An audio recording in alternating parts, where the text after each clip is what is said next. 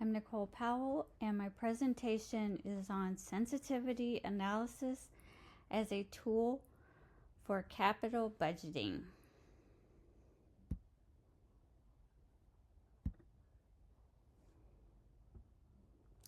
Companies undertake different types of analysis to identify opportunities and avoid or mitigate risks.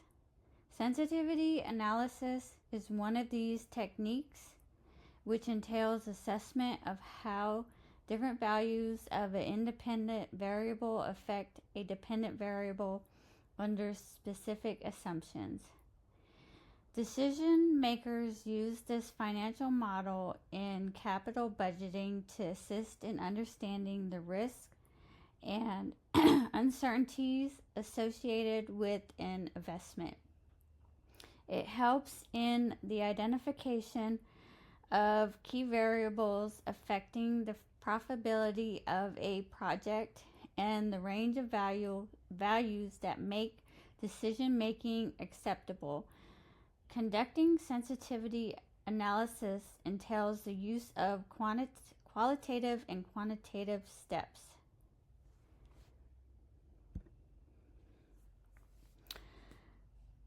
Qualitative steps.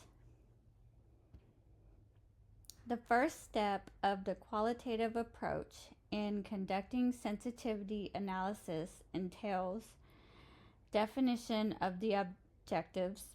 For example, understanding how changes in interest rates affect loan repayment costs. The second step is identification of the input variables, which are the variables that influence the model output, such as costs, interest rates, temperature, or time factors.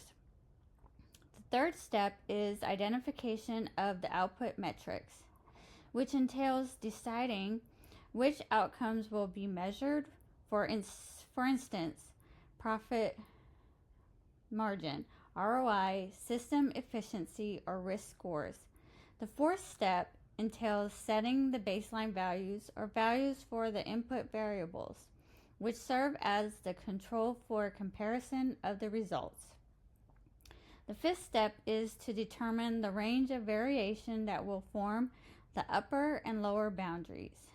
The final step is to decide the type of analysis to conduct, such as a one-way analysis or multivariable analysis.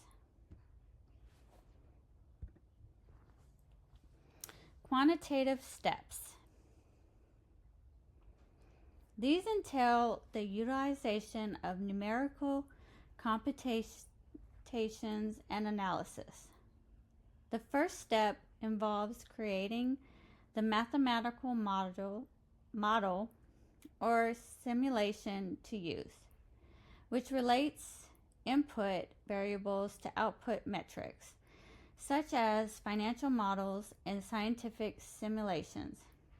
The second step is performing the sensitivity analysis by altering the input variables based on a specific range and an assessment of how the outputs change. Common tools used include spreadsheets, Monte Carlo simulations, and special software. The third step is quantification of the effect on the outputs by measuring and recording the changes in the outputs due to variations in inputs. The fourth step entails identification of the variables with the most significant impact on the output and ranking them by sensitivity. The fifth step is visualization of the results by presenting them using graphs, charts, or tables to show the degree of variable impact. Finally, the interpretation process, which entails analysis of the implications of the sensitivity results and adjustments of the assumptions where necessary. Incorporating project risk into capital budgeting analysis. project risk refers to the state of uncertainty that can affect the expected outcomes of a given program. It can emanate from various factors, including technical challenges and operational inefficiencies. It may interfere with the project's completion time, profitability, and expected cash flows.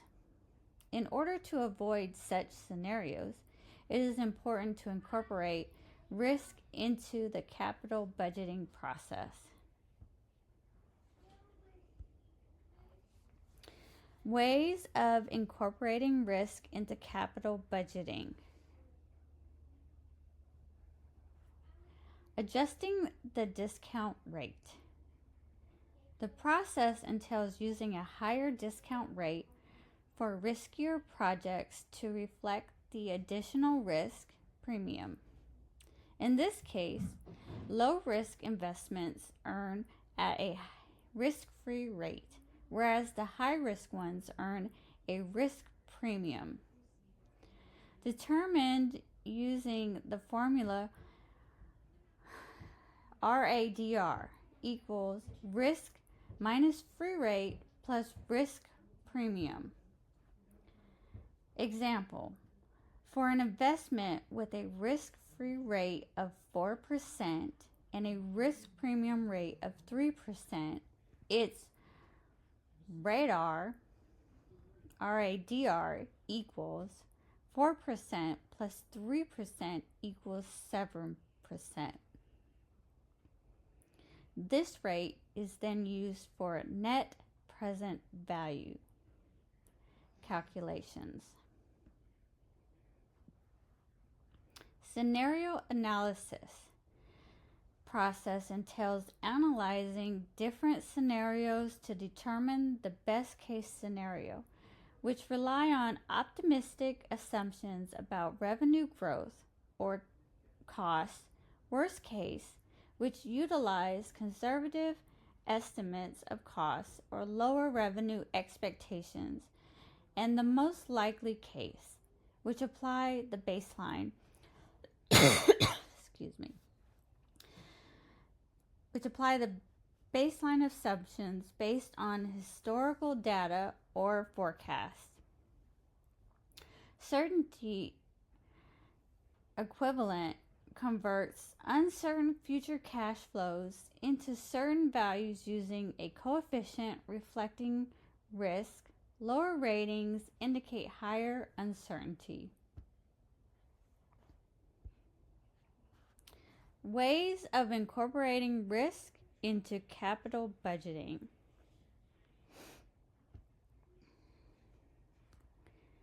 Sensitivity analysis assesses the extent to which the project's cash flows vary in response to changes in one of the independent variables. The process entails identification of the factors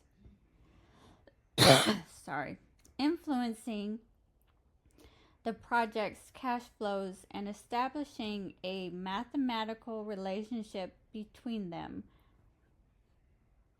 Monte Carlo simulation utilizes probabilistic techniques to simulate a range of possible outcomes by assigning probability distributions to uncertain variables such as sales volume and cost.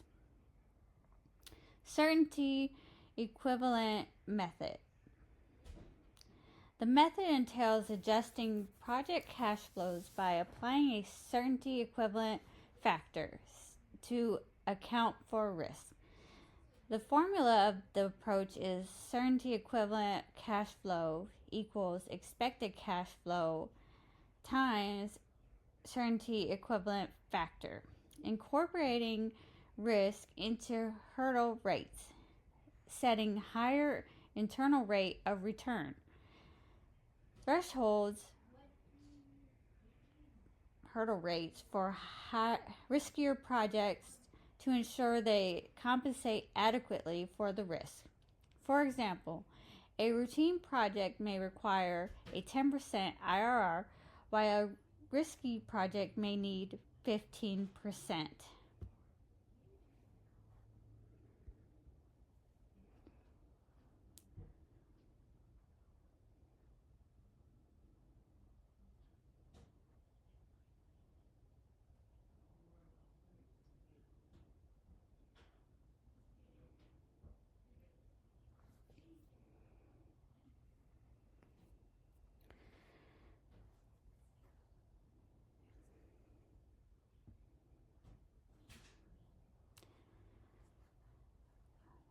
Sensitivity analysis is an invaluable tool in capital budgeting as it helps decision makers to assess project profitability and understand risk effectively. Incorporating both qualitative and quantitative steps in sensitivity analysis ensures that the assessment process is thorough, hence reducing the chances of risk exposure. Sensitivity analysis helps in identifying crucial variables, quantifying their impact, and guiding resource allocation to mitigate project risk. Other methods that are helpful in risk analysis during capital budgeting analysis besides sensitivity analysis include risk adjusted discount rates and Monte Carlo simulations.